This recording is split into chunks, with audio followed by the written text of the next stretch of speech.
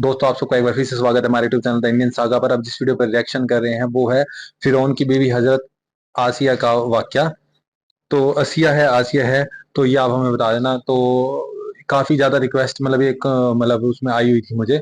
तो इस वीडियो पर हम रिएक्शन करने जा रहे हैं। तो फिर स्टार्ट करते हैं, फिर इसके बारे में बात करेंगे। तो आगे बढ़ने से पहले आप लाइक सब्सक्राइब और शेयर जरूर करते रहिएगा। और काफी अच्छा आप सबका प्यार मिल रहा है, वो तो हम देख ही रहे हैं कमेंट्स में, और आपसे काफी अच्छी बातें भी हो रही है, नॉलेज भी मिल रही है। और मेरे कहने का मतलब है, यहाँ से रियल जॉब स्टोरी शुरू होने वाली है। मतलब जो हमें टोटली समझ आने वाली है वो पार्ट अब शुरू होने हैं, जो हिस्ट्री से रिलेटेड और बाकी सब चीजों में है। क्योंकि काफी सारे प्रॉफिट्स अब हमें नॉलेज में आ रहे हैं, उनकी जो किससे जुड़े हैं वो सारे भी समझ आ रहे हैं। तो यहाँ से मेन शुरू होना है। तो ये देख रहे हैं फिरौन की बीवी हजरत आसिया का वाकया, अभी इनका क्या है यहाँ पर रोल। तो ये भी क्लियर करते जाएंगे। फिर इसके बाद और हजरत दाऊद, और उनके नेक्स्ट वीडियो में आएगा हजरत सुलेमान, वो हम सुनेंगे। और भी काफी सारे, और बाकी मोहम्मद सीरीज जो हमने करनी है वो भी करेंगे। तो फिर स्टार्ट करते हैं, फिर इसके बारे में बात करेंगे। ईमान के खातिर अपनी जान कुर्बान करने वाली एक दिलेर खातून, जिसने मूसा अलैहिस्सलाम की परवरिश की और बचपन में उन्हें फ़िरौन के जुल्म जबर से बचाया। लेकिन जब उस खातून ने अल्लाह पर ईमान लाया तो फ़िरौन ने उसके साथ क्या सलूक किया, और ऐसा क्या हुआ कि इस खातून को दुनिया की अजीम तरीन औरत का लक़ब दिया गया।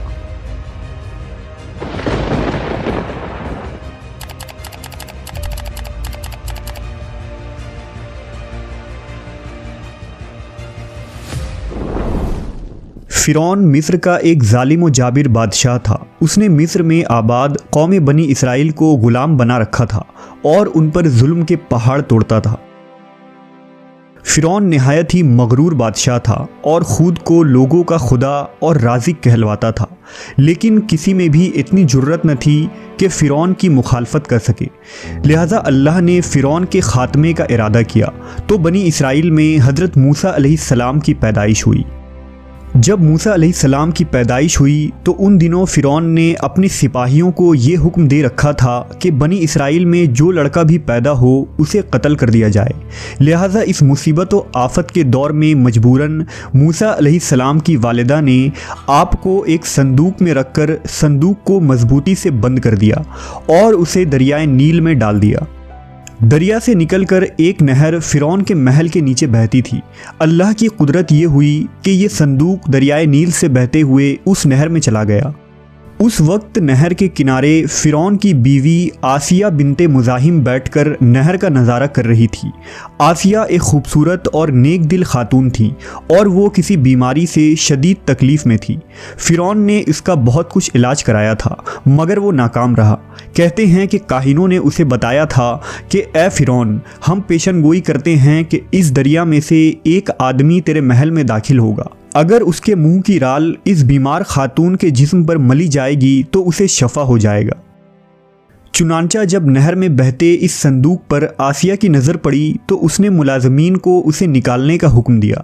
जब उस संदूक को पानी से निकाला गया और उसे खोला गया और मलका ने इस बच्चे को देखा तो उसे यूं महसूस हुआ कि एक बिजली सी चमकी है जिसने उसके दिल को मुनव्वर कर दिया है। आसिया के दिल में इस बच्चे की मोहब्बत ने घर बना लिया। इस बच्चे का लौबे दहन जैसे ही उनके हाथों पर पड़ा तो उन्हें शिफा हो गई। फ़िरौन की बीवी आसिया की बदन से कोई लड़का न था और वो बे औलाद थी। लिहाजा इस पाक दिल खातून की ममता जाग उठी और उसने मूसा अलैहिस्सलाम को गोद ले ली। इस तरह अल्लाह की कुदरत से मूसा अलैहिस्सलाम की परवरिश उसी फ़िरौन के महल में हुई जिसने आप अलैहिस्सलाम के हाथों से हलाक होना था। दरअसल लफ्ज़ फ़िरौन उस दौर में मिस्र के बादशाह का लक़ब हुआ करता था। मूसा अलैहिस्सलाम के क़िस्से के सिलसिले में दो फ़िरौनों का ज़िक्र आता है। एक वो जिसके ज़माने में आप पैदा हुए और जिसके घर में आपने परवरिश पाई, और दूसरा वो जिसके पास आप ईमान की दावत और बनी इसराइल की आज़ादी का मुतालबा लेकर गए और जो समुंदर में गर्क हो गया। लिहाजा बीबी आसिया का खाविंद जिसने मूसा अलैहिस्सलाम को अपने महल में रखा, इस फ़िरौन का नाम रामेसस सानी बताया जाता है।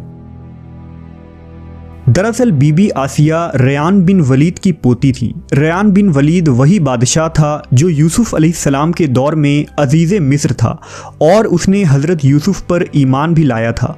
जब मिस्र पर किब्ती ख़ानदान की हुकूमत आई तो फ़िरौन ने अपनी ताकत के ज़ोर पर बीबी आसिया से शादी कर ली और उन्हें धमकी दी कि अगर उन्होंने शादी से इनकार किया तो उनके वालिदैन को कत्ल कर दिया जाएगा। लेकिन शादी के बाद भी अल्लाह ने हज़रत आसिया को फ़िरौन के शर से महफूज रखा और वो आप पर कादिर न हो सका। मवर्रखीन लिखते हैं कि अल्लाह ने फ़िरौन को नामर्द बना दिया था और बाज़ ने लिखा कि फ़िरौन को ऐसी बीमारी थी कि तबीबों ने उसे सारी उम्र सोहबत करने से मना कर दिया था, लिहाजा फ़िरौन कभी भी हज़रत आसिया के करीब ना जा सका। ये भी अल्लाह की एक हिकमत थी ताकि बीबी आसिया फ़िरौन के नापाक जिस्म से महफूज रह सके। बहरहाल हज़रत मूसा की परवरिश फ़िरौन के महल में किसी शाही फ़र्द या शहज़ादे के मानिंद हुई। हर तरह के आराम व आराइश आपके लिए दस्तयाब थे, लेकिन किब्तियों के दरमियान ज़िंदगी गुजारने के बावजूद मूसा अलैहिस्सलाम फ़ितरी तौर पर उनसे मुख्तलिफ़ किरदार के मालिक थे। हज़रत मूसा फ़िरौन के गुरूर व तकब्बुर और खुदाई के दावों को नापसंद किया करते थे और हमेशा तौहीद के मुताल्लिक वाज़ह बात किया करते, जो फ़िरौन और उसके दरबारियों को नागवार गुजरती थी। बहुत जल्द वो वक्त भी आ गया जब अल्लाह ने हज़रत मूसा अलैहिस्सलाम को नबूवत अता की और आप फ़िरौन के दरबार में इस्लाम की दावत लेकर तशरीफ़ लाए। उस वक्त फ़िरौन के मुतालबे पर जादूगरों और मूसा अलैहिस्सलाम के दरमियान सहर का मुकाबला हुआ, जिसमें हज़रत मूसा की असा हकीकी सांप में तब्दील हो गई और जादूगरों पर हक़ वाज़े हो गया कि ये अल्लाह के सच्चे रसूल हैं जिन्हें हमारी हिदायत के लिए भेजा गया है। जबकि फ़िरौन अपने अना और गुरूर पर कायम रहा और मूसा अलैहिस्सलाम के दावत का इनकार कर दिया। इसी दरबार में बीबी आसिया भी मौजूद थीं, लिहाजा आपने जब ये सनसनीखेज़ मंजर देखा तो आपके दिल में फ़ौरन हक़ का नूर चमक उठा और आप मूसा अलैहिस्सलाम पर ईमान ले आईं। बीबी आसिया फ़िरौन मिस्र की बीवी और मलका थी।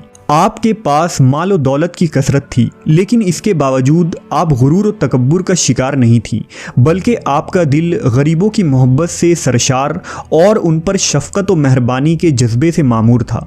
आप दिल खोल कर उन पर सदका और खैरात किया करती। इसी वजह से आपको उम्मुल मसाकीन यानी मिस्कीनों की माँ भी कहा जाता है। चूँकि बीबी आसिया अपने शौहर रामेसस के मजालिम को भी खूब जानती थीं, इसलिए अपने ईमान का इजहार न किया। आप छुप छुपा कर एक अल्लाह की इबादत किया करती और अल्लाह से ये दुआ करती कि ए अल्लाह, मुझे फ़िरौन और उसके अमल से निजात दे, मैं उसके कुफरिया हरकतों से बेजार हूँ। हज़रत आसिया खुफिया तौर पर मूसा अलैहिस्सलाम के खुदा की इबादत करती और दुआ व इस्तिग़फ़ार में मशगूल रहती। यहाँ तक कि फ़िरौन को एक दिन आपके ईमान लाने की खबर हो गई। उसने एक रोज़ अपने दरबारियों से कहा, क्या तुम लोगों को मेरी बीवी की कुछ खबर है? तुम लोग उसके मुताल्लिक क्या जानते हो? सब ने बीबी आसिया की बड़ी तारीफ़ की और उनकी भलाइयाँ बयान की। फ़िरौन ने कहा, क्या तुम लोगों को नहीं मालूम वो मेरे सिवा दूसरे खुदा को मानती है? लिहाजा फ़िरौन ने हज़रत आसिया को दरबार में बुलाया और उनसे दरियाफ्त किया कि तू किसे अपना माबूद मानती है। हज़रत आसिया ने दिलेरी और जज्बा ईमानी से जवाब दिया कि मैं मूसा के रब पर ईमान रखती हूँ, जो मेरा, तेरा और हम सब का खुदा है। फ़िरौन इस बेबाक जवाब पर गज़बनाक हो गया और बहुत जल्द पूरे शहर में इस बात की शोहरत हो गई कि फ़िरौन की बीवी और मलका ने फ़िरौनी तौर तरीके को ठुकराते हुए दीन मूसा कबूल कर लिया है। पहले तो फ़िरौन ने बीबी आसिया को समझा बुझाकर, तरगीब दिलाकर और डरा धमकाकर मूसा अलैहिस्सलाम के दीन को छोड़ने को कहा, लेकिन जब उसने हज़रत आसिया के चट्टान जैसे मजबूत ईमान और जज्बे को देखा तो उसने जुल्म व बर्बरियत से काम लेने की ठान ली। फ़िरौन ने अपने अहलकारों को हुक्म दिया कि आसिया को तपते हुए रेगिस्तान की धूप में लिटा दिया जाए, लिहाजा आपको शदीद गर्मी में रेत के तपते मैदान में छोड़ दिया गया। फ़िरौन उस जगह दौरा करता रहा और कहता रहा कि अब तू बाद आ जा, अगर तूने मेरी बात मान ली तो महल की शाही ज़िंदगी और आराम व आराइश तेरी मुंतज़िर है। मगर हज़रत आसिया पर इसका कोई असर न हुआ, क्योंकि आपको जन्नत के उस लाफ़ानी मोहल्लात पर ईमान था जो अल्लाह ने उन्हें अता करने का वादा किया था।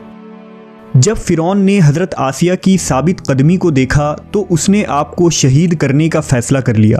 उसने अपने सिपाहियों को हुक्म दिया कि बड़ी से बड़ी चट्टान कहीं से उठा लाओ और आसिया को चित लेटाओ और वो चट्टान उस पर गिरा दो।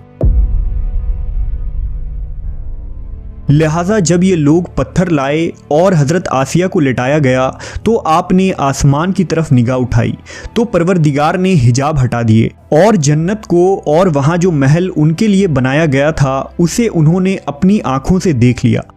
आखिरकार उस पत्थर को आप पर गिरा दी गई और आपकी रूह परवास कर गई।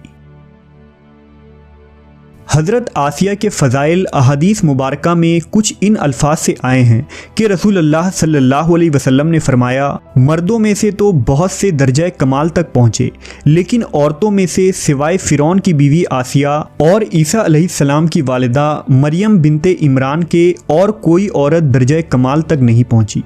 इस तरह एक और रिवायत में आता है कि आप सल्लल्लाहु अलैहि वसल्लम ने फरमाया, जन्नती औरतों में सबसे अफजल खदीजा बिनते खवेल्द, फ़ातिमा बिनते मोहम्मद और फ़िरौन की बीवी आसिया बिनते मुज़ाहिम और ईसा अलैहिस्सलाम की वालिदा मरियम बिनते इमरान है।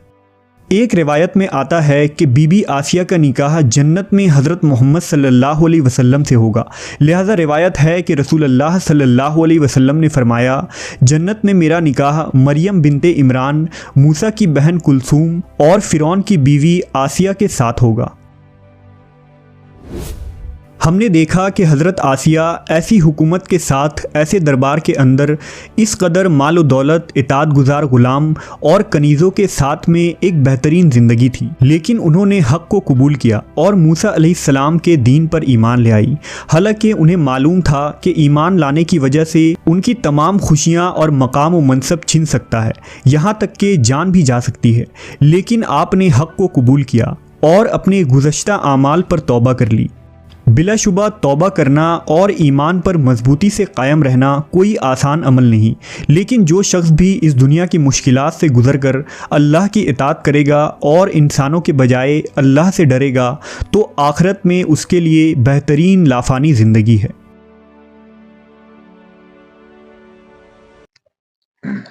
तो दोस्तों ये थी वीडियो, मतलब मूसा जी के बारे में तो हमने सुन ही रखा था कि किस तरीके से, आगे का भी हमें पता ही है, बट उनकी वाइफ को इस तरीके से मतलब परेशान किया गया कि अब सुनने में तो छोटी सी स्टोरी लगी, लेकिन आसान नहीं होता वाकई, जैसे इन्होंने लास्ट में कहा कि इस तरीके से ईमान भी आ जाए और ये पता हो कि सामने वाला बंदा आपके साथ हमेशा बुराई ही कर रहा है दिन रात और परेशान ही कर रहा है सब कुछ, और मतलब इस तरीके से उतरना मतलब आसान नहीं होता, मतलब किसी के लिए भी, और ख़ास तौर के लिए एक औरत के लिए भी इस तरीके से रहना, इस तरीके से सब कुछ सहन करना और दरिया दिल भी होना, सबके लिए सोचना और पोलाइट रहना, ये सब कुछ आसान नहीं होता। और शुरू में मैं ये कहूँगा कि जब उनने बात हुई थी कि जो भी लड़का, इन्होंने कही थी पैदा होगा, फिर उन्होंने जब कहा था कि जो भी लड़का पैदा होगा, उसे मार दिया जाएगा।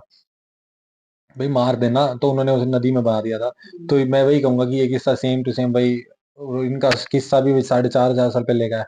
वैसे ही कृष्ण और हमारे जो हैं उनके कंस मामा थे, तो उन्होंने भी ऐसे ही किया था। उन्होंने कहा था जो भी गोकुल में बच्चा पैदा होगा उसे मार देना। तो उन्हें भी वो वहाँ से लेकर गए थे और किसी दरिया को पार करते हुए, तो जमुना नदी को पार करते हुए वो लेकर गए थे। तो इसी तरीके से मतलब थोड़ा-सा सिमिलर था, मैं ये कहना चाह रहा था। और बाकी तो आपने सुना ही किस तरीके से भई काफ़ी सारी, मतलब जैसे मोहम्मद, वो जो मरियम थी जो ईसा जी की मतलब मदर थी वो, और खदीजा जी, और उनकी एक फ़ातिमा जी, और अपना हाँ, आसिया, ये हज़रत आसिया ये। तो इनको सिर्फ़ जन्नत अता हुई है, और जिस तरीके से बताया गया कि भई आगे मोहम्मद साहब जन्नत में इनसे शादी भी करेंगे। बट देखा जाए तो किस तरीके से इनकी मृत्यु हुई, चाहे तो सिर्फ़ छुपा के रख सकते थे, बट सबके सामने इन्होंने एक्सेप्ट किया दिलेरी के साथ। तो आप क्या कहना चाहोगे? आपने सब कुछ सुना किस्सा? वही सही बात है, जैसे तूने कहा है कि एक औरत के लिए बहुत मुश्किल होता है, तो उसने कैसी-कैसी मुश्किलों का सामना किया और चाहती तो इस चीज़ को छुपा के रख लेती, पति के सामने नहीं बोलती और अपने मन में भी कर लेती, लेकिन उसने सच की आवाज़ को फिर भी फैलाना ज़रूरी समझा। हुँ। और क्योंकि उसको अपने अल्लाह पे, परमात्मा पे जो भरोसा था, वो उस एक इंसान के भरोसे से बहुत ज्यादा था।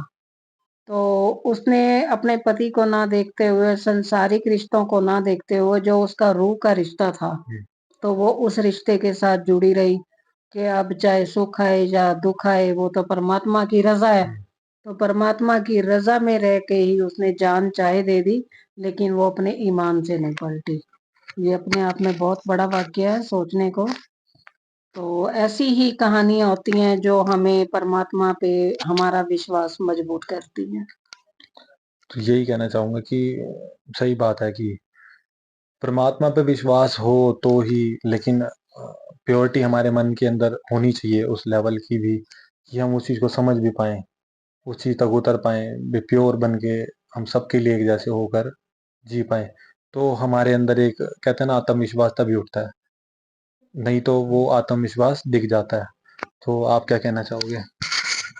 अ, मैं डिफरेंस की बात करना चाहूँगी। जैसे हमने पैगंबर यूसुफ की स्टोरी में देखा था कि जो जिन फ़िरौन की पत्नी ने उन्हें वाइफ़ ने उन्हें एडॉप्ट किया था, पाला-पोसा था।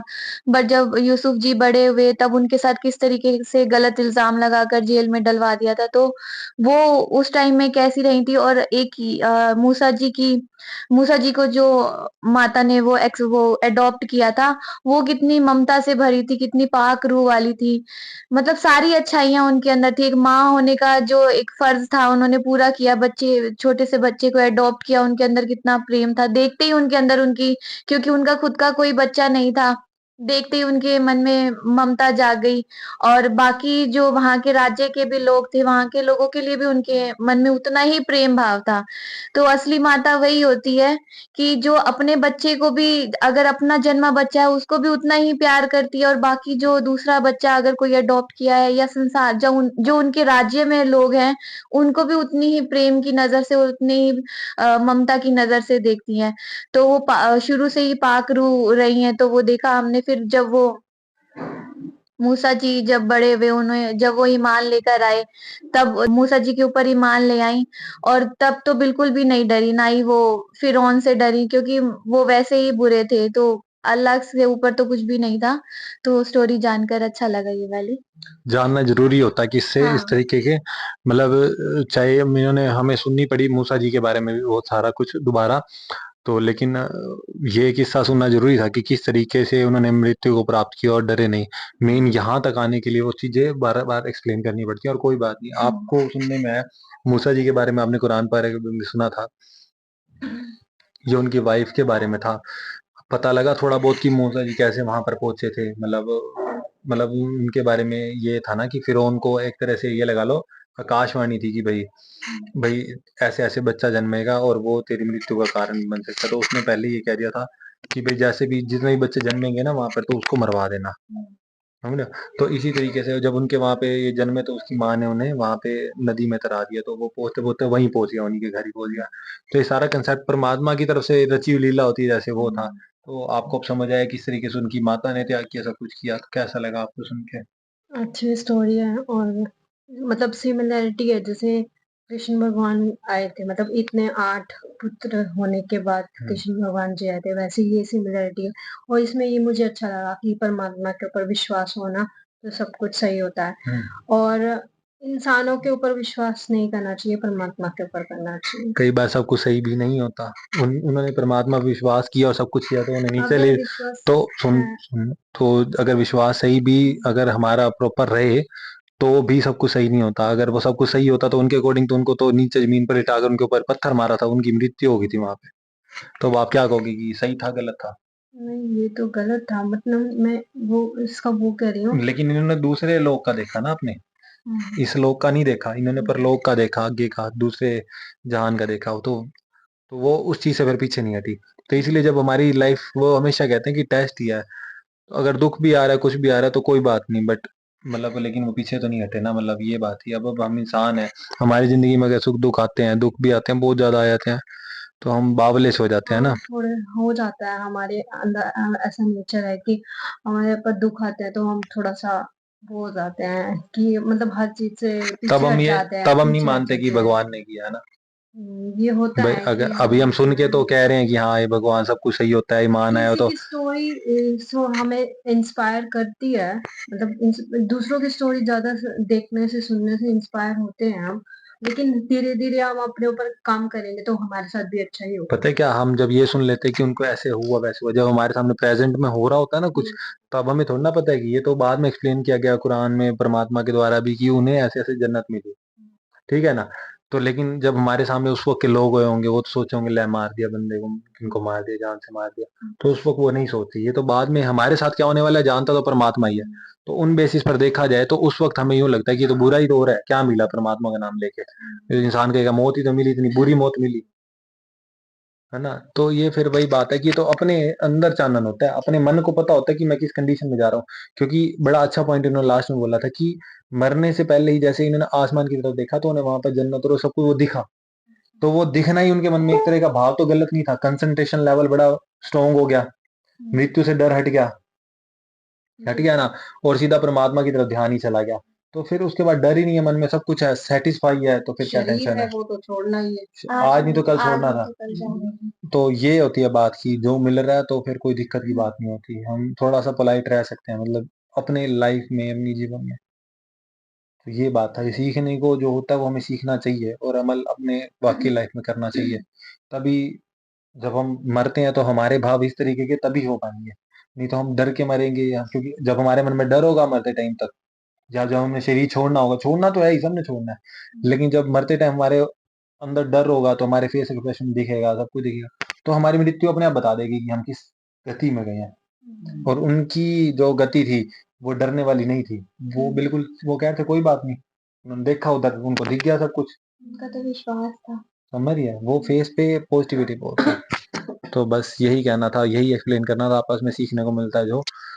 तो इतना काफी था। आप लोग बताना कि कहते हैं छोटी सी बात होती है लेकिन बहुत बड़ी उसके मतलब निकल जाते हैं, तो चाहे पॉजिटिव हो चाहे नेगेटिव हो। तो लाइक सब्सक्राइब और शेयर जरूर करते रहिएगा और आप भी बताना कि आपने क्या सीखा। तो मिलते हैं जल्दी नेक्स्ट वीडियो में, अभी के लिए इतना ही, बाय।